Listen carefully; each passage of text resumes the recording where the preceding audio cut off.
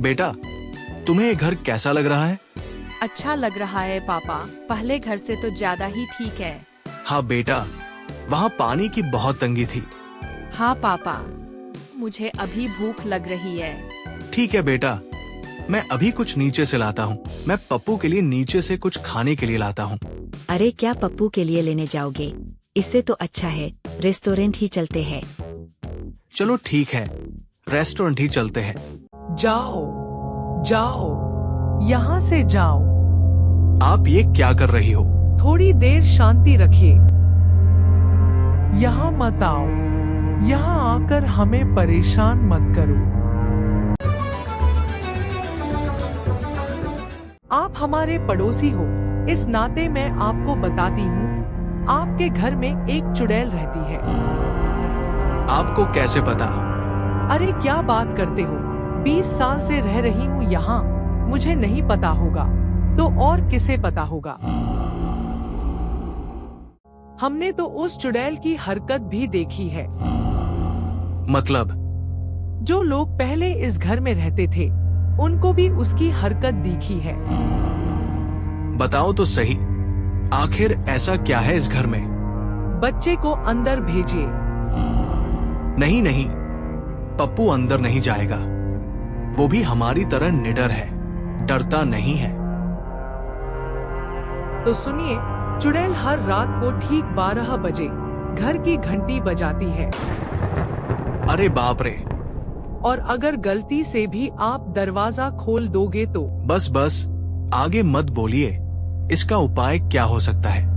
इसका सिर्फ एक ही उपाय है, उस घर को खाली कर दीजिए। लेकिन हमने किराए पर नहीं लिया है, इसे तो अभी अभी हमने खरीदा है, खुद का घर लिया है। उसमें क्या हुआ, अभी वो सिर्फ घर की घंटी बजाती है, कुछ दिन बाद घर का सारा सामान आपस में बजने लगेगा। क्या जब समझोगे?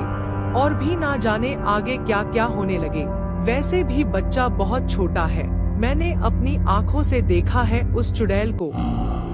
एक दिन की बात है, घर आने में मुझे देर हो गई थी, लगभग 12 बजे का ही टाइम होगा।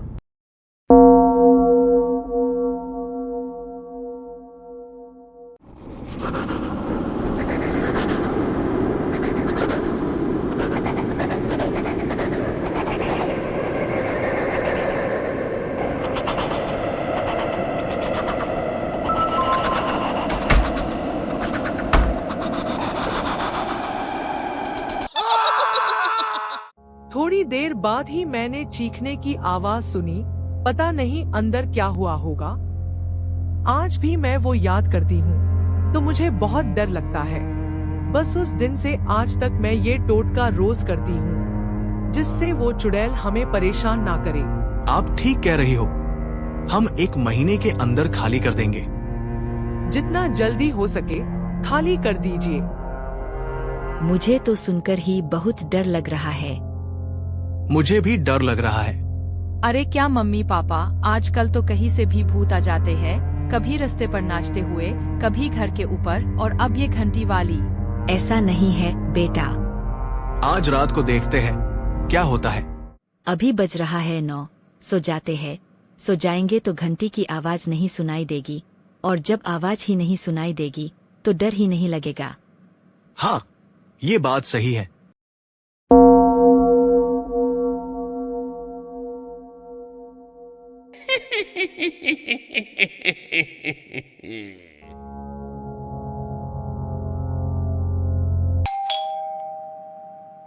अरे कोई तो आया है, देखो तो कौन आया है।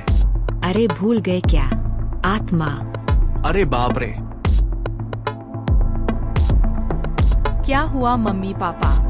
बेटा, किसी ने घंटी बजाई है। खोल के देखूं क्या? नहीं नहीं बेटा, दरवाजा नहीं खोलना, कहीं वो। वैसे टाइम क्या हो रहा है? 12:01। अरे बाप रे! अभी सो जाओ, सुबह आंटी से बात करेंगे। जी आप जो कह रही थी वो एकदम सच निकला रात को। हम जो बोलते हैं सत्य ही बोलते हैं।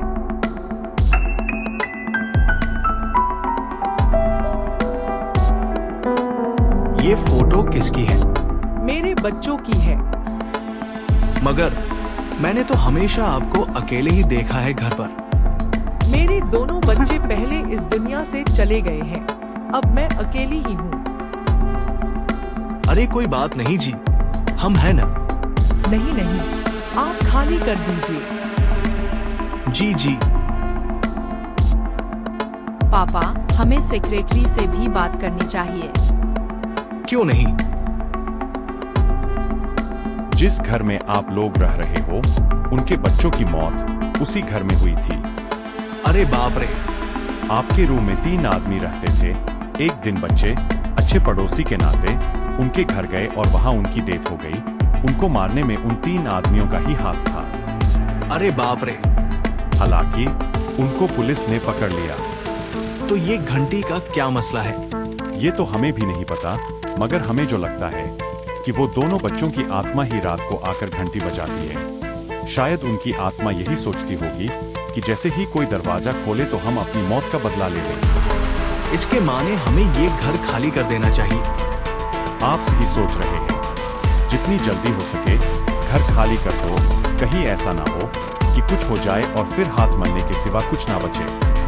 आप सही कह रहे हो। पापा, कुछ गड़बड़ लग रही है।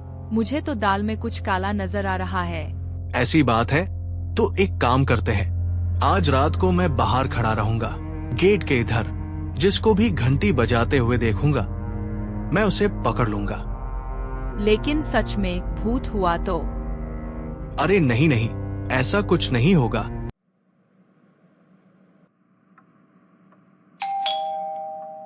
मम्मी, घंटी बज गई। कोई बात नहीं, तुम्हारे पापा ने पकड़ लिया होगा। लगता है 12 तो बज गए हैं, मगर यहाँ से तो कोई नहीं गया। घंटी बजी थी क्या? हाँ, बजी थी। पर मुझे तो कोई नहीं दिखा। यानी कि सच में भूत ही है पापा? बेटा, तुम्हें डर लगने लगा क्या? हाँ पापा। तब तुम तो बहुत ज्ञान झाड़ रहे थे। अब कल मैं दरवाजे पे निगाह रखूंगा। नहीं जी, ऐसा मत करना, क्योंकि अगर असल में भूत हुआ तो। नहीं नहीं, मैं देखूंगा। छोड़ो न जी, खाली ही कर देंगे। ऐसे कैसे? हम भी तो देखे कौन है।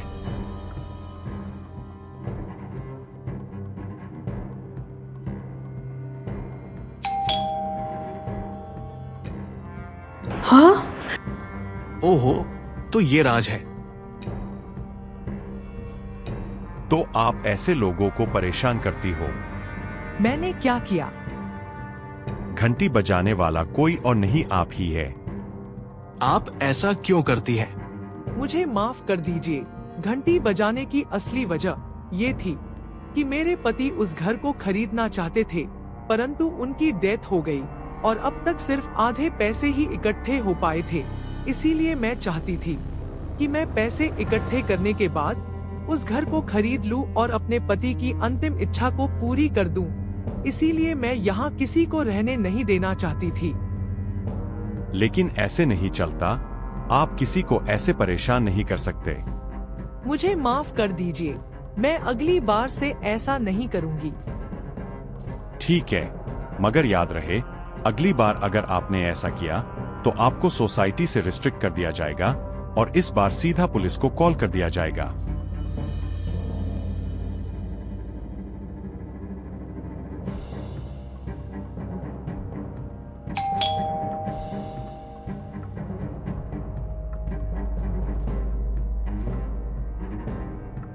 क्या हुआ? सॉरी, वो आदत सी पड़ गई थी ना।